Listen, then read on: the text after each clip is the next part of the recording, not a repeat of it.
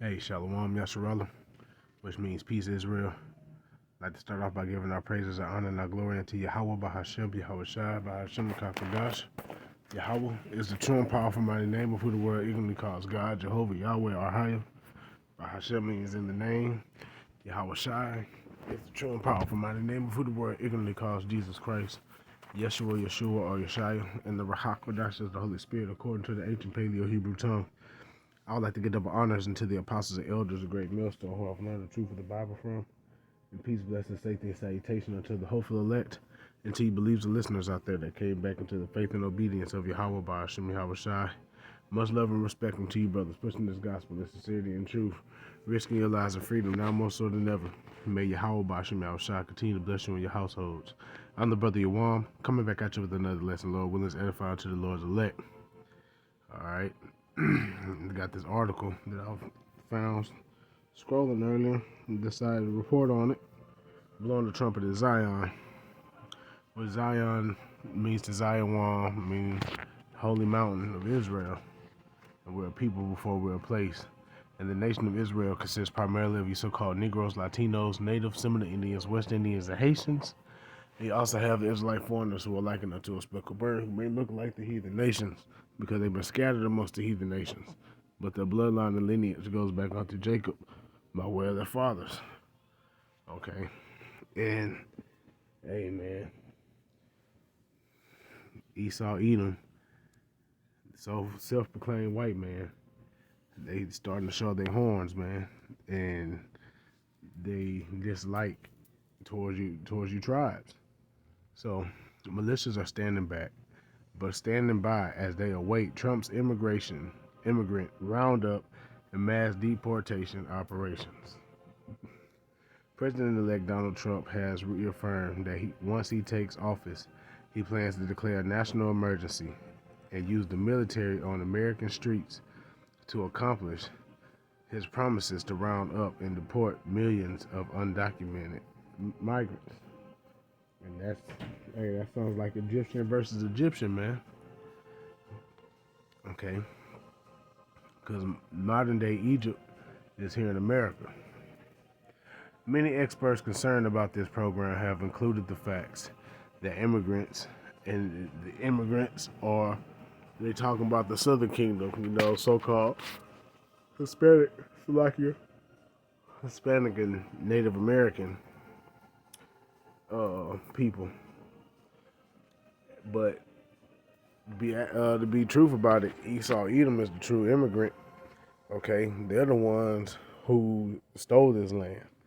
Okay, they wasn't here from the begin with.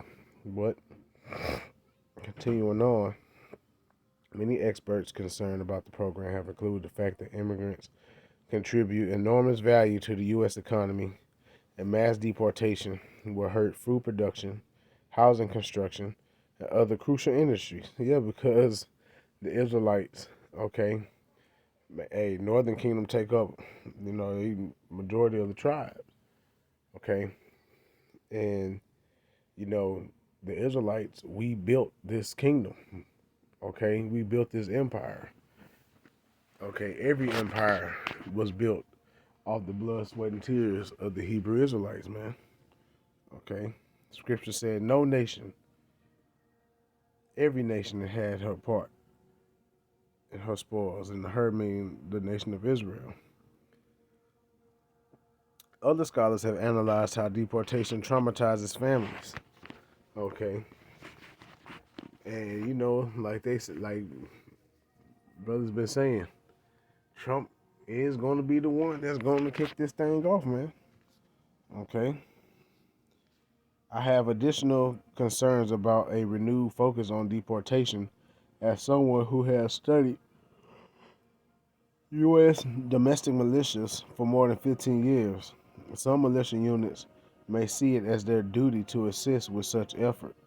In fact, local police may even deputize certain militias to help them deport immigrants. Tim Foley of Arizona Border Recon, a paramilitary group, claimed he's in talks with a few different people from the incoming admin, and he expects to be a valuable resource to them. We have a better lay on the land than the federal agents do, he said. Anti-government, but supporting national defense. Militias are generally wary of the government. They've even been known to use violence against politicians and other government representatives, including police. I found in my research that the militias' disdain for the federal government is especially strong because they believe it's too big and corrupt to take too much of their income through taxation. But militias members' negative beliefs about immigration and self-declared mission to protect the country could lead them to join a national mass deportation effort. My research finds that militia members generally believe the falsehoods that undocumented migrants are a threat to public safety. And I don't see how. Well, okay, you got the so-called gang members and all that, but now, shit, okay. What about the Southern Kingdom gangs? All right, the Negro gangs, the Crips, the Bloods. Well, okay, the not Latin Kings, but the O Block guys in Chicago. And what about all these guys? Okay, you have declared them a menace, and they're I ain't gonna lie, Northern Tribe they a bit more cutthroat than Southern Tribe. Okay, but anyways, going back on the topic. For some, my research finds this perception is rooted in xenophobia and racism, which it is, because, like I say, this all goes back. This is a beef from the beginning of time. Stems back from Adam and the serpent, Cain and Abel, but now it's Jacob and Esau. Okay, you can receive it. That's Cain and Abel coming back in the reincarnation. Okay, hence the reason why the Edomites have that pale skin like they do, because that's the mark of Cain. Okay, but that was a little too deep waters for people. But going on, Jacob got the blessing, received the blessing to be the Lord's chosen people and all the promises of Abraham. And Esau, feeling cheated because he sold his birthright, even though it was never his from the beginning, was mad that he felt, because he felt cheated by Jacob, whose name was later changed to Israel. And he vowed that he would pursue his brother. Okay. Other militia members misunderstand what is required to obtain U.S. citizenship. They believe that anyone who enters the country illegally is by definition a criminal and has therefore already proven their intent to not follow the laws and generally be a good American. This is not true because migrants may seek asylum regardless of their immigration status for up to a year after entering the country. Members with both sets of motives believe that undocumented migrants are taking jobs away from more deserving citizens and are generally receiving unearned benefits from being in the country. Trump's promises to crack down on immigration appeal to militia members of both types. Militia members also believe that one of the few legitimate functions of the federal government, as outlined by the Constitution, is national defense. In that sense, those who believe migrants are an urgent threat could see the military's involvement in a mass deportation operation as consistent with a duty to defend the nation. Most scholars agree that even if it were technically legal, domestic deployment of the military would be an alarming threat to democracy. Interesting. How much long? It's a long ass article. Let me see.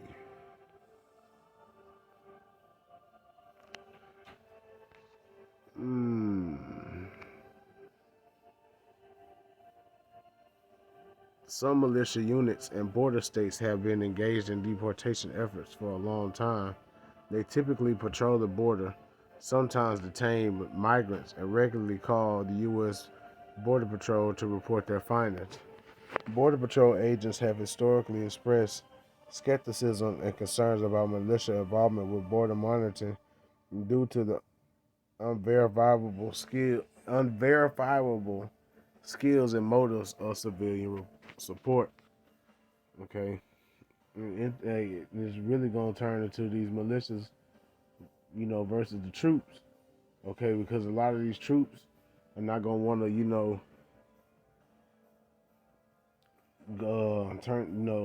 use force on their own citizens. Okay, so like I said, this is it's gonna get real hairy. Okay, so I'm gonna get it there. Let's get some precepts. All right. Let's see. Going in. Let me see if I can find that. I know it's in Genesis 27. I believe.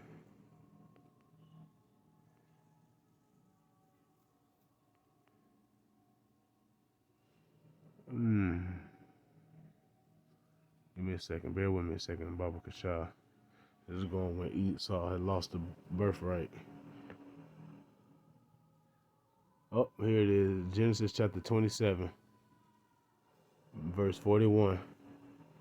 And Esau hated Jacob because of the blessing wherewith his father blessed him. And Esau said in his heart, the days of mourning for my father are at hand.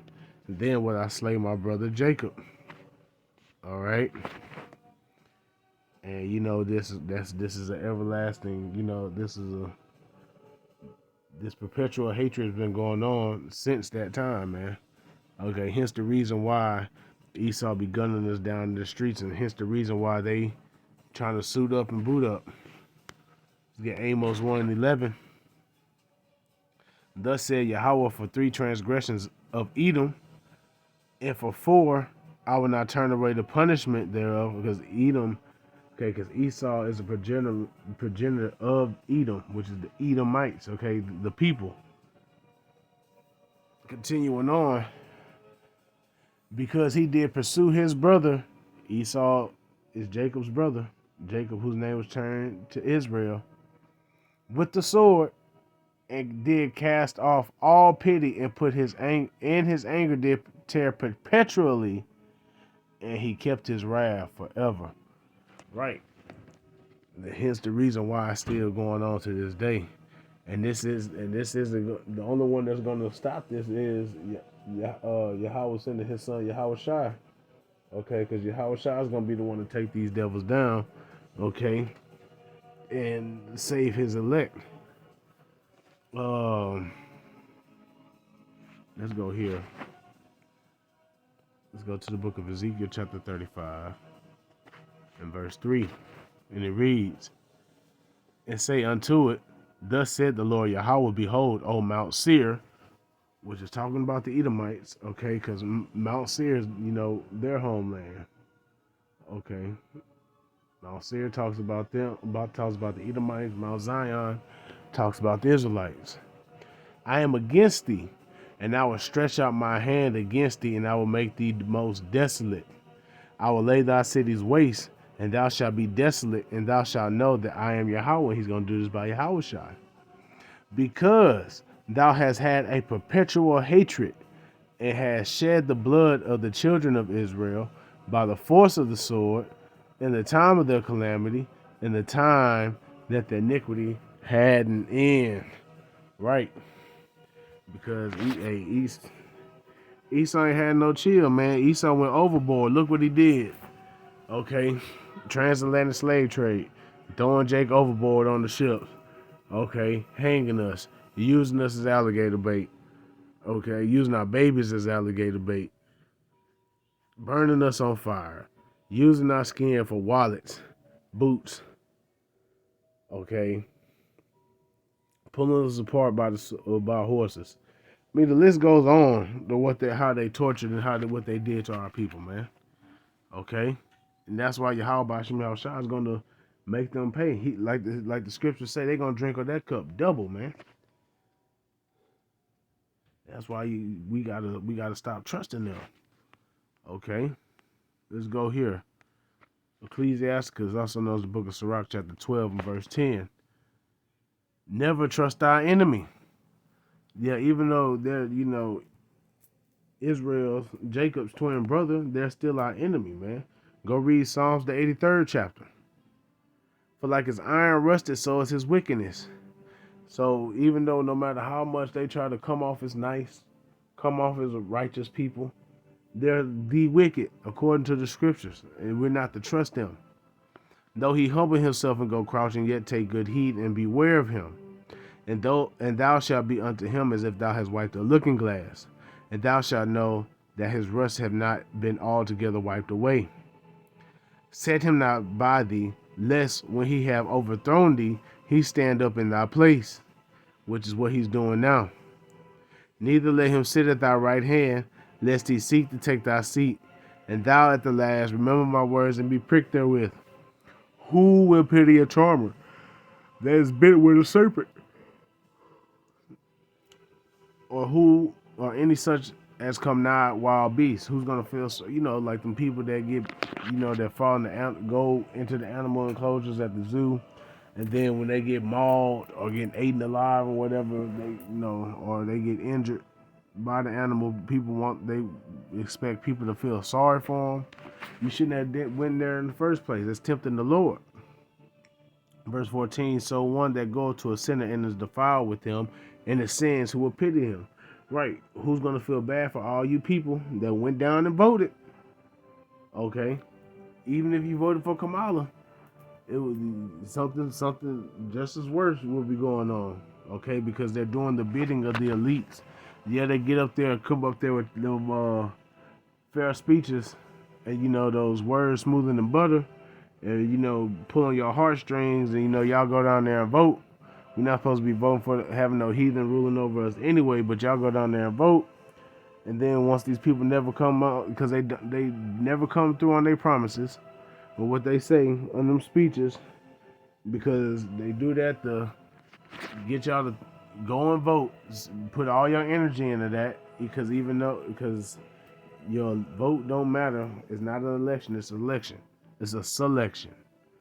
Okay? But y'all brought this on yourselves for trusting in Pharaoh in the shadow of Egypt. It's going to be your confusion and shame. But back to the scripture, verse 15, for a while he will abide with thee, but if thou begin to fall, he will not tarry. An enemy speaketh sweetly with his lips, but in his heart, which is his mind, he imagined how to throw thee into a pit. They come with them smooth words. Okay, but the whole time they trying to come up with a plan or different plans, because they got these think tanks, of how they going to destroy you as a people, man. But y'all fall right into it every time. Continuing on. He will weep in his eyes, but if he find opportunity, he will not be satisfied with blood. And if adversity come upon thee, thou shalt find him there first. And though he pretend to help thee, yet shall he undermine thee. And that's all these devils do, is they pretend to help our people. And our people fall for it every time. Our help comes from Yahweh Ba'ashem Yahweh Shai. He will shake his head and clap his hands and whisper much and change his countenance. All right.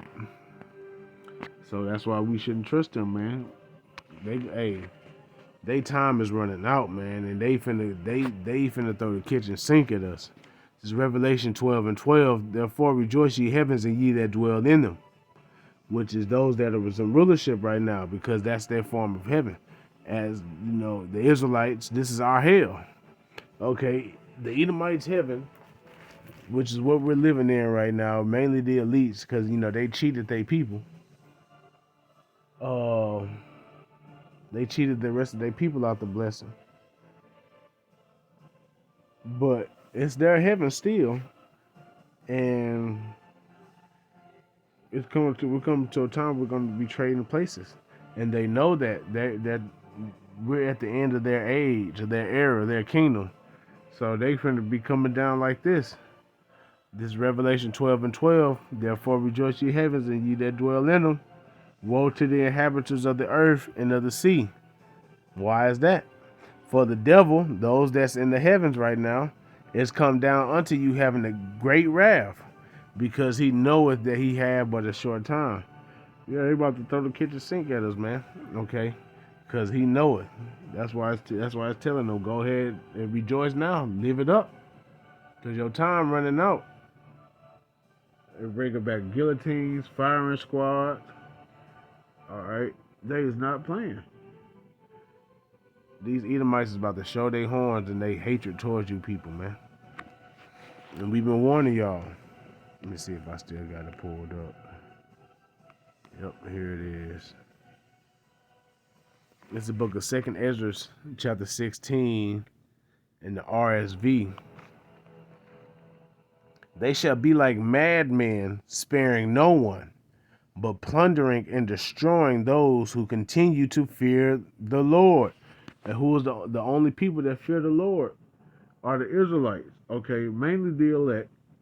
All right, but the nation as a whole fear and have some type of reverence towards a higher power there, because we got that spirit. Continuing on, for they shall destroy and plunder their goods and drive them out of their houses.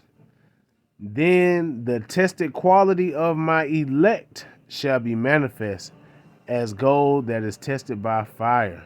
The Lord willing, we're part of the number, man. Okay? That's why he's putting us through adversity in hell right now. He's purifying us, refining us, removing them impurities, and moving all the dross and all the unwanted filth that's in us, man. Okay? And let me close out with this. This is Isaiah chapter 59 and verse 19. And it reads, so shall they fear the name of Yahweh from the west, and his glory from the rising of the sun, which is the east. When the enemy shall come in like a flood, the spirit of Yahweh shall lift up a standard against him. Okay? And we firmly believe that he's going to endow some men with spiritual power during this time. Some men is going to, angels are going to directly intervene. All type of stuff is going to happen, man, for the men of the Lord. Some men might get, snatched up and taken to, camps or, die being martyrs for Yahweh Shai. That might be part of their lot, but that doesn't mean that's the end for them. If they are the elect, they get first deals on the new bodies if you think about it. So they really winning. Okay, but at the end of the day, man, a standard is about to be lifted, man. So continue to be on your watch, continue to be circumspect, continue to be trimming your lamps, and getting your houses in order.